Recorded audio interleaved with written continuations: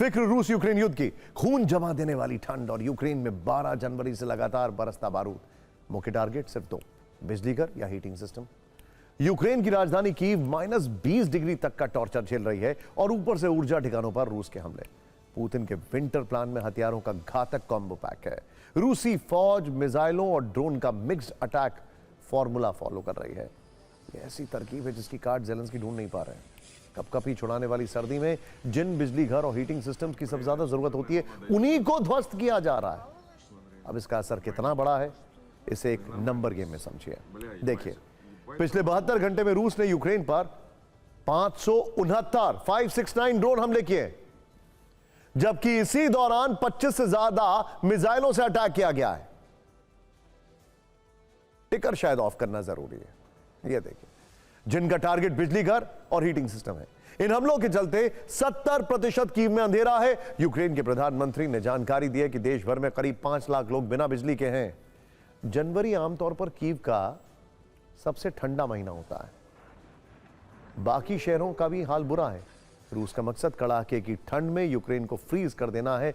मानकर चलिए कि अगर ऐसे ही बारूद वर्षा होती रही तो यूक्रेन में जन विद्रोह भड़क सकता है। इसीलिए कहते हैं इसको जनरल विंटर। कीव हो या खार्किव, ओडेसा हो या क्रीवी रीह, आधी रात में जब यूक्रेन जानलेवा ठंड झेल रहा होता है, उसी वक्त रूस की मिसाइलें गिरने लगती हैं। विस्फोटक से लदे ड्रोन के झुंड आने लगते हैं। फिर यूक्रेन के एनर्जी पॉइंट, खास तौर से पावर प्लांट और हीटिंग सिस्टम का ये हाल होता है। ऊर्जा ठिकाने से आग की लपटें नजर आने लगती हैं। बिजली संकट के साथ सर्दी में गर्म पानी की सप्लाई ठप होने लगती है। 12 जनवरी से एक के बाद एक ऐसे ही वार हो रहे हैं। कीव के 70% इलाकों में अंधकार है। कीव के इरपिन, बुचा और हॉस्टोमेल में पूरी तरह ब्लैकआउट है। कीव के मेयर ने कहा कि करीब 6000 इमारतों में बिजली नहीं।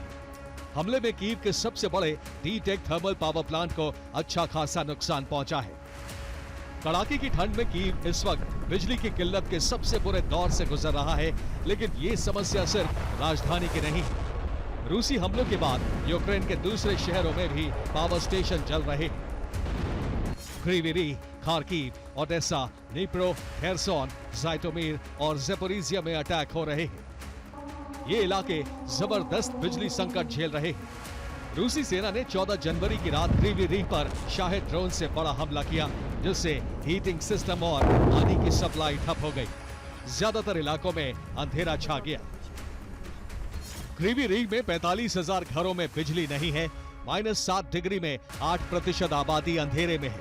700 से ज्यादा इमारतों में हीटिंग सिस्टम बंद है। खार्किव में भी बिजली के ठिकाने ध्वस्त किए गए। वहां के ज्यादातर इलाकों में 4 दिन से बिजली नहीं है। ओडेसा में भी तीसरे दिन ऊर्जा के ठिकाने तबाह किए गए। यहाँ भी कई इलाके बिजली सप्लाई और हीटिंग व्यवस्था ठप होने से परेशानी झेल रहे हैं। सरकार की तरफ से इमरजेंसी जनरेटर से व्यवस्था की गई, लेकिन ये पर्याप्त नहीं। दिक्कत ये है कि ताबड़तोड़ हमलों के चलते बिजली घरों की मरम्मतों का मौका ही नहीं मिल रहा। यूक्रेन के राष्ट्रपति वोलोदिमीर ज़ेलेंस्की ने बताया कि बीती रात 113 ड्रोन और मिसाइलों से हमले हुए। इनमें 3 बैलिस्टिक मिसाइलें भी थी। इन सभी हमलों का टारगेट ऊर्जा ठिकाने थे।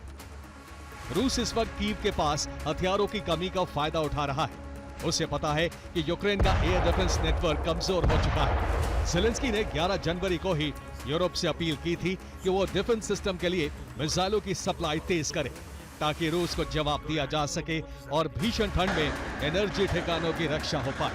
लेकिन अब ऐसी खबरें हैं कि यूरोपियन यूनियन पुतिन से बातचीत के पक्ष में है, यानी यूक्रेन अंधकार में डूब रहा है और यूरोप को मॉस्को में उम्मीद की किरण नजर आ रही है।